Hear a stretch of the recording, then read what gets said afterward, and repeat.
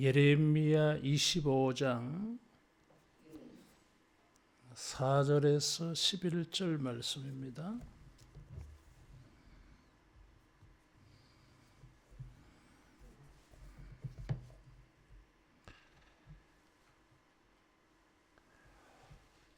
그러므로 여호와께서 그의 모든 종 선지자를 너희에게 끊임없이 보내셨으나 너희가 순종하지 아니하였으며 귀를 기울여 듣지도 아니하였도다. 그가 이르시기를 너희는 각자의 악한 길과 악행을 버리고 돌아오라. 그리하면 나 여호와가 너희와 너희 조상들에게 영원부터 영원까지 준 그 땅에 살리라.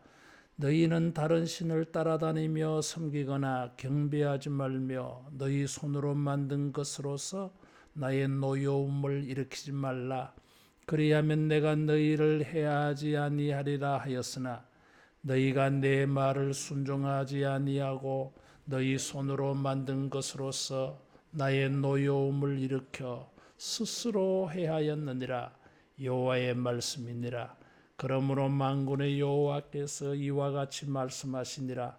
너희가 내 말을 듣지 아니하였느니라. 보라, 내가 북쪽 모든 종족과 내 종 바벨론의 왕 느부갓네살을 불러다가 이 땅과 그 주민과 사방 모든 나라를 쳐서 진멸하여 그들을 놀램과 비웃음거리가 되게 하며 땅으로 영원한 폐허가 되게 할 것이라. 여호와의 말씀이니라. 내가 그들 중에서 기뻐하는 소리와 즐거워하는 소리와 신랑의 소리와 신부의 소리와 맷돌 소리와 등불빛이 끊어지게 하리니 이 모든 땅이 폐허가 되어 놀랄 일이 될 것이며 이 민족들은 70년 동안 바벨론의 왕을 섬기리라. 아멘. 하나님은 열심히 있습니다. 4절에 보면 여호와께서 그의 모든 종 선지자를 너희에게 끊임없이 보내셨다. 끊임없이 하는 것은 부지런함을 말해요. 하나님께서 이 선지자들을 끊임없이, 그래서 이사야도 이사야 9장에 보면 또 32장, 37장, 62장 이런 데 보면 이사야는 이런 것을 하나님의 열심이다. 그래서 여호와의 열심이 이를 이루시리라. 하나님은 무슨 일에 열심히 있을까? 우리를 빛이 비치는 이런 삶, 어둠이 아니라 밝은 곳에 거하는 삶이 되게 하시려고 아주 열심을 다해서 하나님은 일을 하십니다. 그래서 우리가 이 성경을 읽을 때에 이런 심판의 역사를 통해서도 궁극적으로 하나님의 이 숨겨져 있는 하나님의 본심을 잘 읽어내야 돼요. 겉으로만 보면은 하나님이 우리를 향한 그 뜨거운 깊은 사랑을 놓칠 수가 있어요. 이 말씀은 1절에 보면 요시야의 아들 여호야김 넷째 해 바벨론의 왕 느부갓네살 원년에 하나님이 주신 말씀이다. 그래서 여호야김 4년, 느부갓네살 원년, 이 연호를 두 개를 사용해서요. 왜 침략자의 이 연호를 쓰느냐? 이스라엘, 유다의 연대만 쓰면 되는데 바벨론의 연대를 왜 쓰겠어요?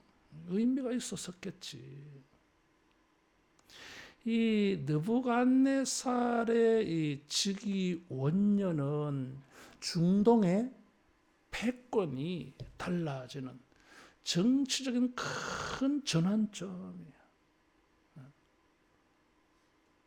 이 원년, 즉위 원년에 느부갓네살이 세상을 제패합니다. 이집트까지 제패해요. 이집트는 중동 팔레스타인을 지나가야 되잖아, 이게. 아프리카 쪽에. 그래서 이 거대한 제국이 만들어져요. 그리고 이 요야김 4년 때 BC 605년에 느부갓네살이 예루살렘을 포위하고 1차 전쟁을 해서 많은 사람들을 포로로 끌고 가요. 그때에 1차 포로로 끌려간 사람 중에 한 사람이 다니엘, 사드락과 메삭과 아벳느고. 다시 말하면 예루살렘이 정복당하는 그해 하나님이 정복당하기 전에 말씀을 주신 것입니다. 하나님께서 왜 그들이 어두움에 인생에 빠지게 되는지를 말씀하셨는데 4절에 보니까 여호와께서 그의 모든 종 선지자를 너희에게 끊임없이 보내셨으나 너희가 순종하지 아니하였으며 귀를 기울여 듣지도 아니하였기 때문이다 하는 것입니다. 하나님께서 왜 선지자를 끊임없이 보냈겠어요? 예레미야를 통하여서 말씀도 하시고 예레미야와 동시대의 선지자가 있어 스바냐 선지자, 하박국 선지자, 예레미야와 같은 시대. 예레미야는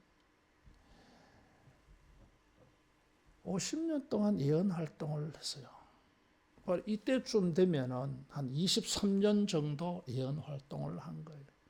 예레미야는 1차, 2차, 3차 바벨론 정복을 전부 예언을 하고 그 전부를 목격을 했어요. 그 당시대의 선지자. 하나님께서 끊임없이 그들의 죄로 말미암아 어두움에 처해질 것이라고 이 말씀을 하셨습니다. 근데 거꾸로 보면 하나님께서 뭐 한두 번 말씀하시고 그만두시지. 이 인간들은 싹시 노랗다. 말해도 안 듣는다. 그럼 막 포기하고 그냥 심판을 집행하시지. 하나님은 이 백성을 향하여서 미련이 많으셔요. 진짜 하나님은 자기 백성에 대해서 미련이 많아요. 포기가 안 되는 거예요. 하나님. 아무리 살펴봐도 따져봐도 이 회개할 기미가 보이지 않아.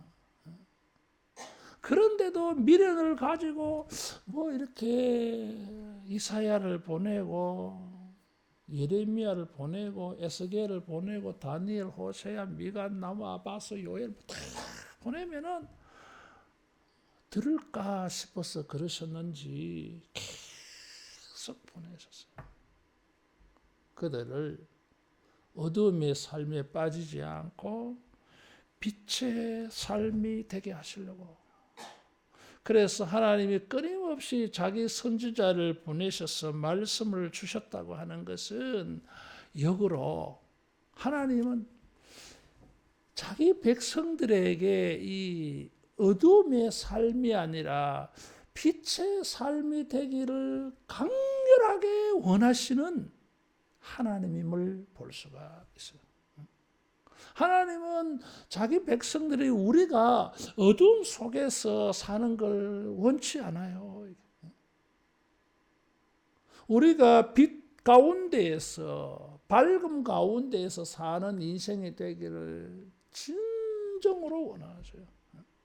그래서 혹시라도 말 안 듣겠지만 그래도 미련이 남으셔가지고 혹시라도 저번에는 이사야의 말은 안 들어도 예레미야의 말은 들을까?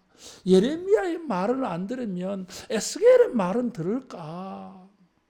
이렇게 미련이 남으셔가지고 계속 말씀을 주셔요. 선지자들을 통하여서 주신 말씀은 우리를 빛으로 인도하는 말씀이에요. 지난주일 말씀을 드렸지만은 주의 말씀은 내 발의 등이요 내 길의 빛이니이다. 그래서 우리로 하여금 밝은 세상, 밝은 곳에 거주하게 하기를 원하십니다. 하나님의 말씀은, 하나님이 우리에게 주시는 말씀은 빛이 비치는 곳에 거하게 하는 말씀. 그래서 우리가 이런 하나님의 이런 열심, 우리에 대한 하나님의 이 집착이지. 우리를 향한 하나님의 그 미련, 놓을 수가 없어. 포기할 수 없는 이런 하나님의 마음을 알고 우리가 그 말씀을 따라 행하면 여러분 우리에게 빛이 열려질 줄로 믿습니다.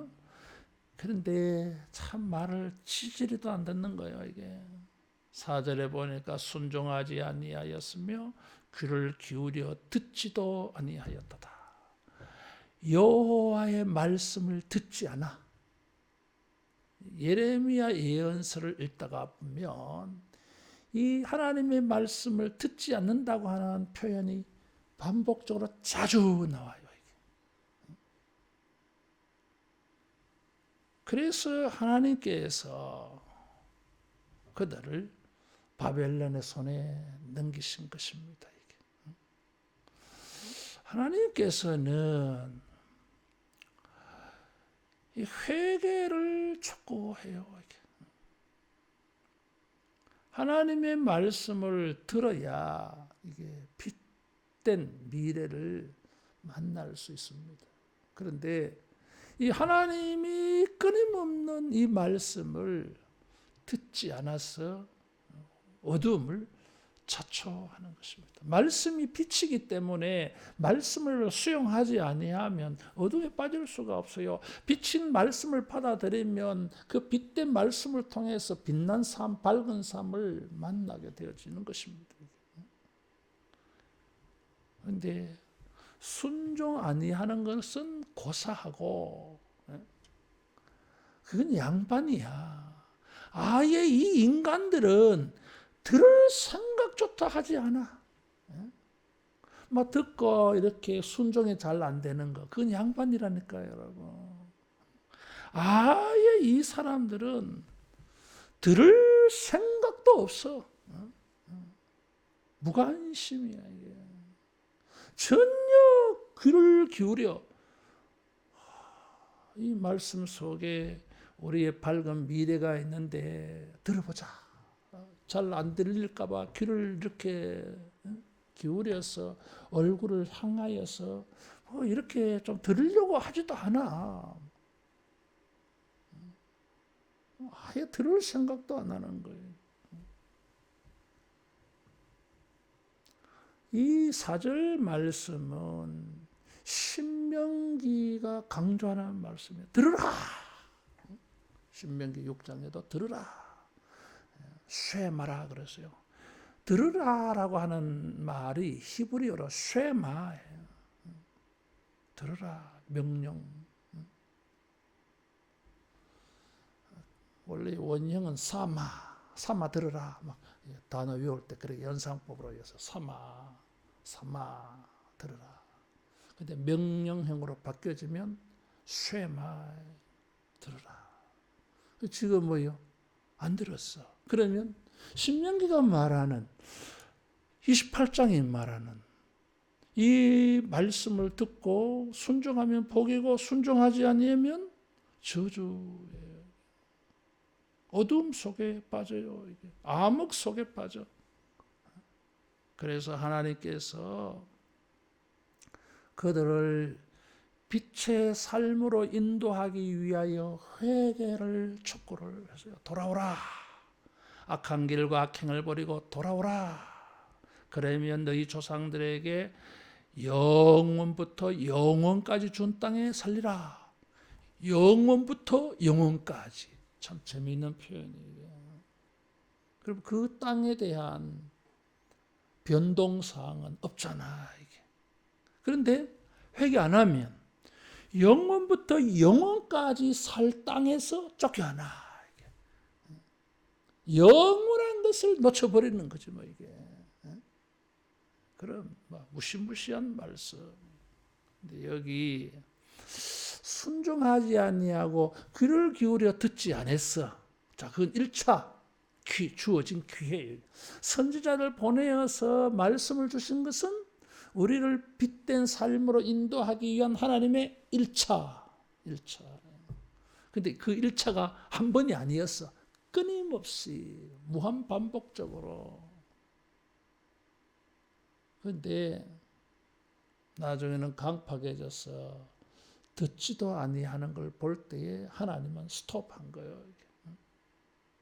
그래서 이번에는 회개를 촉구를 했어. 따라하겠습니다. 회개는 두 번째 기회다. 두 번째 기회. 아직도 안 늦다는 거거든, 지금. 이미 불순종하고 이미 하나님 말씀을 듣지도 않아. 그럼 끝났어. 이제 기회는 끝나야 돼. 그런데도 지금 느부갓네살의 바벨론 군대가 여호야김 4년 BC 605년에 예루살렘 포위해가 있어요. 그런데도 하나님은 기회를 주셔. 이게 각자의 악한 길과 악행을 버리고 돌아오라. 그 악한 길과 악행이 구체적으로 6절에 있어요. 다른 신을 따라다니며 섬기거나 경배하지 말며 손으로 만든 것으로서 나의 노여움을 일으키지 말라. 그리하면 내가 너희를 해하지 아니하리라. 이 사람들이 행한 악행, 악한 길, 이건 10계명을 어긴 거잖아요. 1계명, 2계명. 하나님께서 용납할 수 없는 범죄 행위. 하나님을 버리는 것이지, 이게. 하나님의 백성됨을 포기하는 것입니다, 이게. 아브라함의 후손됨을 그들이 포기하는 거예요, 우상숭배는. 자, 이런 지경인데도 회개를 촉구를 했어요. 그것은 기회.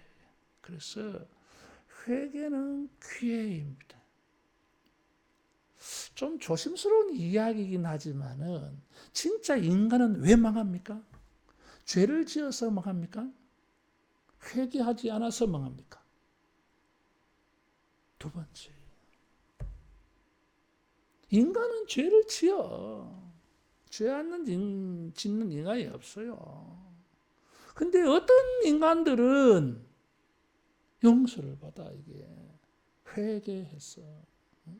예수님 믿는 것은 회개예요, 이게. 그래서 하나님께서 또 열심을 발휘하셔서 여기에 나의 노여움을 일으키지 말라. 화가 지금 막 나는 거예요, 지금. 그래서 바벨론 불러서 포위시켜라. 이것들 함락시켜서 끌고 가라. 그러면서도 하나님은 기회를 주셔야. 그러면서도 화가 나시면서도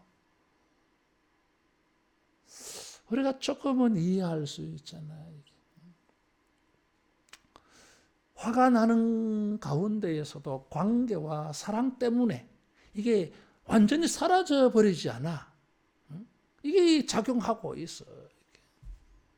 그래서 미련이 또 남는 거예요, 하나님.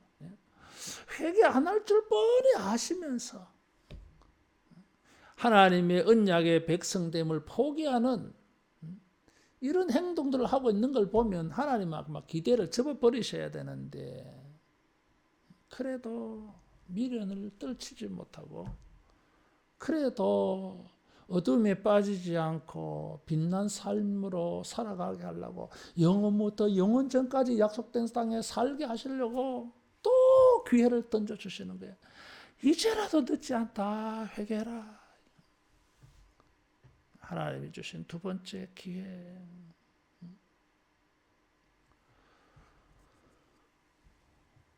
원래는 히스기야 왕 때에 심판하려고 그랬어. 히스기야 왕 때에 심판하려고 그랬어요. 그래서 아수르가 쳐들어왔잖아요. 풍전등화였어요, 이게. 근데 히스기야가 어떻게 했어요?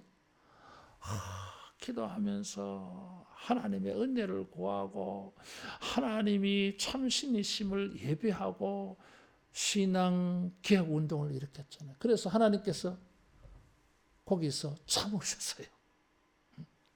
히스기야의 경건 때문에 하나님이 참으셨어요. 그때. 그 다음에 요시야 왕 때 가서 또 참았어. 요시야가 또 종교개혁을 일으켰거든.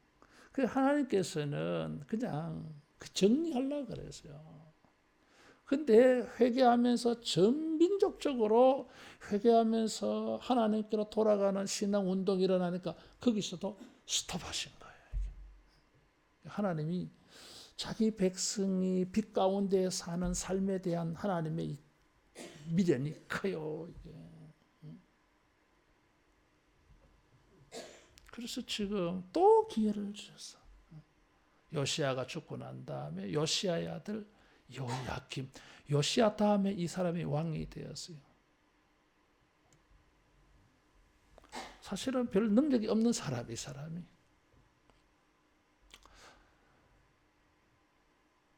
넷째 아들이 요시야의 넷째 아들이 능력이 있었어요. 근데 왕으로 추대했더니 이집트가 끌고 가버렸어. 그리고 괴뢰 정부를 세운 거예요. 요야김. 별 능력이 없어요. 그런데도 이제라도 늦지 않다. 회개해라. 그러면 포위를 풀겠다는 거잖아, 하나님께서. 하나님은 우리가 어둠에 빠지는 삶이 되기를 진짜 원치 않아요. 만일에 우리가 어둠에 빠졌다면 우리 스스로 6절에 보면 내가 너희를 해하지 아니하리라 하였으나 7절 너희 스스로 해하였느니라. 너희 자초했다는 것입니다. 하나님은 선지자들을 보내어서 어둠에서 빠져나올 수 있는 빛이 되는 말씀을 주셨고, 두 번째로는 회개의 말씀을 통해서 하나님은 우리로 하여금 어둠에 빠지지 않고 빛된 삶을 가져갈 수 있도록 또 기회를 주십니다. 그래서 회개는 우리가 빛으로 나아갈 수 있는 또 다른 기회, 말씀으로 하나님은 빛으로 인도하시고 회개를 통해서 빛으로 나가게 하십니다. 이 회개가 우리의 삶의 빛이 되는 것을 5절에 말씀하고 있어요. 조상들에게 영원부터 영원까지 준 땅에 살리라. 하나님께서 약속을 해 주셨어요. 하나님은 우리가 왜 어둠에 빠지는지 빠지게 된 사실을 정확하게 지적해서 말씀해 주셨어요. 악한 길과 악행을 버리라. 이렇게 일반적으로 말씀을 해놓으시고 6절에는 구체적으로 지적을 하셨어요. 이것도 하나님 열심히. 일반적으로 막연하게 하면요 못 알아들어.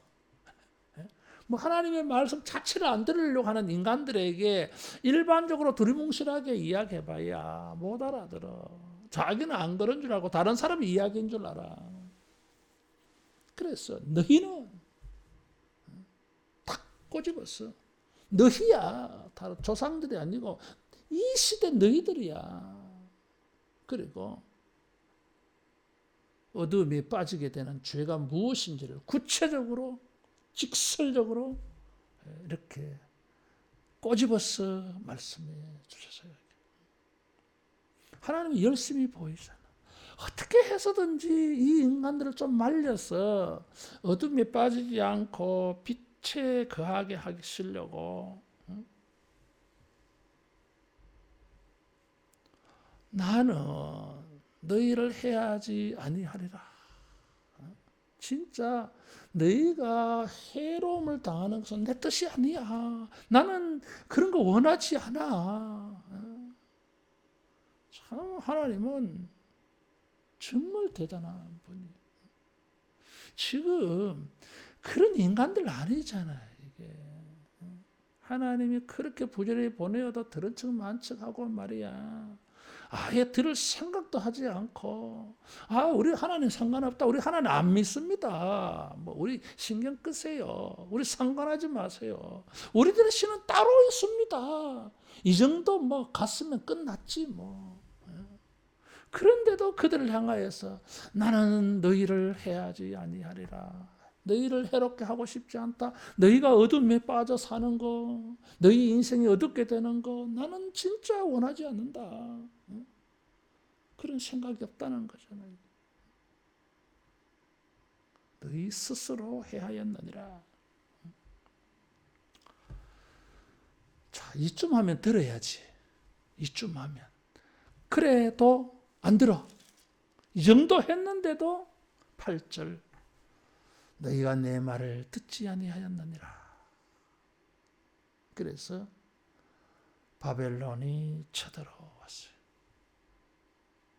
하나님은 우리의 인생이 어두워지는 것을 원하지 않습니다. 어두움 가운데 빛을 만드신 하나님은 우리가 빛 가운데 살기를 원하십니다. 그것이 하나님의 뜻이에요.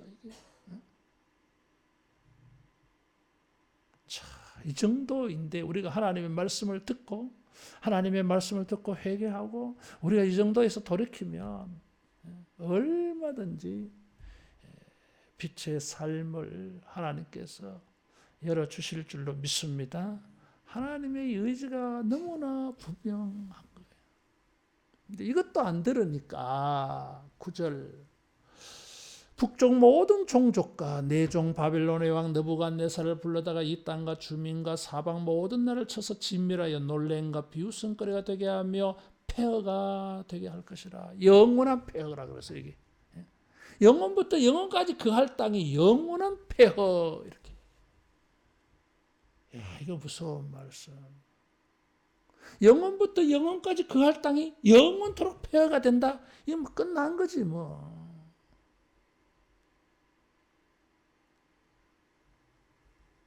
무서운 어두움. 그래서 인생은 기뻐하는 소리, 즐거워하는 소리, 신랑의 소리, 신부의 소리, 맷돌 소리, 5개의 소리가 끊어지고 등불빛이 끊어질 것이라. 등불이 끊어진다고 하는 것. 일상생활 속에서 등불이 끊어지면 캄캄하다고 하는 것이죠. 이게. 그리고 비유적으로 등불이 끊어진다고 하는 것은 후사가 없다 이런 뜻이에요. 후사가 없다고 하는 것은 미래가 없는 거예요. 이게 미래가 없는 거예요. 그러면 우리 당대는 잘 살지? 아니, 우리 당대에는 기뻐하는 소리, 즐거워하는 소리, 신랑의 소리, 신부의 소리가 없어. 신랑의 소리, 신부의 소리는 결혼식 이게 연상되어지고 신랑과 신부가 세워져야 자식들을 낳지 후사가 생기지. 그런 거 없잖아요. 이게. 기뻐하고 즐거워하는 소리는 잔치예요. 이게 번성하는 게 없어. 소리도 못 듣겠어. 소리조차도. 그럼 말도 들을 수가 없어요. 그래서 폐허, 땅도 폐허가 되고 인간 사회도 폐허가 돼. 다시 말하면 황무지가 되어져서 인간이 생산되지 않아. 땅도 폐허가 되어서 생산력을 잃어버려서 곡식을 얻을 수도 없고 먹고 사는 게 없어. 그러니까 맷돌 돌리는 소리가 생길 수가 없지. 뭐 작물이 있어야 열매가 있어 맷돌을 돌리든지 하지. 그게 없는데 땅이 폐허가 되어졌어. 무슨 문제가 생깁니까? 그렇게 되어지면 인간도 숫자가 줄어들어. 굶어 죽는 판이니까. 굶어 죽으니까 뭐예요? 자식을 낳을 수가 없어, 이게. 요즘 그렇다 하더라고, 이게. 자식을 낳을 수가 없대요. 왜 그러냐 하니까 젊은 친구들 이야기가 못 키운다는 거예요, 이게. 경제적으로 자식을 키울 수 있는 능력 안 된다는 거거든, 이게. 또 다른 이유도 있겠지. 그 가운데 한 가지가 그렇다는 거죠. 삶에 대해서 너무 불안한 거야. 그렇잖아, 이게. 살아있는 사람도 먹고 사는 게 힘든 판에 자식 낳아서 어떻게 하려고. 낳고 싶어도 못 낳아. 그런 상황. 맷돌 소리라 그랬어요. 일상이 정지되어져, 이게. 매일 이제 곡식을 갈아서 가루로 만들어서 구워 먹든지 쪄 먹든지 이렇게 해야 되는데 맷돌을 돌릴 게 없어요, 이게. 그래서 일상생활이 정지되는 거예요. 삶의 가장 기초적인 게 스톱이에요. 그럼 모든 게 올 스톱이지. 생각만 해도 막 끔찍한 거예요. 생각해 보세요. 살아갈 수가 없어. 11절에 이 모든 땅이 폐허가 되어 놀랄 일이 될 것이며 이 민족들은 70년 동안 바벨론의 왕을 섬기리라. 자, 이제 70년 동안 이런 일이 된다는 거죠. 이게 어두움의 현상들. 미리 경고하셨어요. 근데 이것조차도 보면 정말 하나님께서 자기 백성들이 어두움 가운데 사는 것을 원치 않는다고 하는 게 이게 표현되어져 있어요. 그냥 영원토록 폐허가 될 것이라 했으면은 70년이라는 말이 안 나와야 되잖아, 이게. 이제 끝이야. 더 이상 기회 없어. 이렇게 돼야 되거든. 근데 세 번째 또 기회가 주어졌어. 이 세 번째 기회는 뭐예요, 이게? 그냥 어두움 속에서 영원토록 살아야 되는데도 말씀은 그렇게 해놓으시고 실제 정작은 70년이라고 말씀하셨어요. 이게. 하나님께서 참 이런 표현 조심스럽긴 합니다만은 재미있는 분이시야. 정말 하나님 재미있는 분이에요. 이게. 영원토록 어둠에 살게 될 것이라고 무서운 말씀을 하셨는데 그게 지금 실제적으로 진행되고 있잖아. 지금 포위되어져 가지고. 하나님의 말씀이 이게 허황된 이야기가 아니라고 하는 게 지금 예루살렘 사람들 눈으로 다 보고 있어요. 이게. 그런데 뜻밖의 말씀을 하셨어요. 70년 동안 그랬어요. 그 말씀은 자기 백성이 영원토록 어둠 속에 사는 걸 하나님이 원하지 않아. 너무 화가 나셔서 말씀은 이렇게 해놓고는 하나님은 70년이라고 그냥 말씀해 버리시더라 이렇지. 기간을 정해 놓으셨어요. 뒤집어 보면 70년만 지나면 괜찮잖아요. 또 기회가 생기잖아 이게. 환난과 징벌을 당하여서 어둠 속에 떨어졌는데도 이미 현실은 어둠이 임하였는데도 빛의 삶에 대한 문을 하나님은 열어놓으셨어요. 할렐루야. 얼마나 감사한 하나님인지. 정말 내가 하나님의 선택받은 백성이라는 거, 아브라함의 후손이라고 하는 거 정말 큰 은혜예요. 예수님의 십자가를 한번 믿어가지고 끝없는 은혜를 누리는 거예요. 이게. 무한한 은혜예요. 이게. 이렇게 어둠 속에 떨어지면 그러 끝나야지 무슨 기회가 있어. 그런데도 세 번째 또 기회를 줘. 어둠을 만났다 할지라도 빛된 삶이 열려 있다고 하는 것입니다. 따라하겠습니다. 끝이 아니다. 끝이 아니에요. 하나님은 언제나 우리에게 희망의 문을 열어놓고 계세요. 누가 봐도 끝났는데도 끝이 아닌 희망의 문을 열어놓으셨어요. 나사로가 죽었을 때에 예수님께서 잔다 그러셨어요. 마리아와 마르다는 끝났어. 왜 이제 오십니까? 좀 일찍 오시면은. 예수님은 마리아야, 마르다야, 부활을 믿느냐? 나를 믿느냐? 믿습니다. 종말에는 살아날 줄. 아니 지금 부활을 믿느냐 그 말이지. 주님은 끝이 아니라는 거예요. 이게. 이미 나사로는 죽어서 굴 속에 들어가 있어. 세마포로 칭칭 감아 놨어. 염 다 끝났어요. 이게 죽은 지 나흘이나 됐어. 이스라엘 사람이 죽으면 영혼이 한 3일은 머무른대요. 그래 생각해서. 그래서 3일 동안은 장례를 끝내지 않아요. 이게. 혹시 살아날까 봐. 근데 나흘이나 되었으면 장례를 치러야 돼. 그래서 굴 속에 집어넣고 문 닫아 버린 거예요, 이게. 이스라엘 사람들은 그들이 뭐 가지고 있는 그 전설, 3일은 영혼이 시체 곁에 맴돌고 있다. 이제 그것도 이제 내려놓아야 될 판이야. 근데 그때에 예수님께서 오셔가지고 부활시켜서 기회를 주신 거예요. 현재 어두움에 깊이 빠져서 어떤 기쁜 소리, 즐거운 소리 웃을 수가 없어. 왜? 내가 당한 인생이 얼마나 괴롭고 슬프고 고통스러운데 뭘 보고 들으면 웃겠어요? 그런 게 없어. 여러분 그 정도 되면요 진짜 슬픈 거지. 근데 그런 게 없어. 모든 일상이 정지되어 버렸어. 그런데도 하나님 놀라운 말씀을 주셨어요. 따라하겠습니다. 기회가 있다.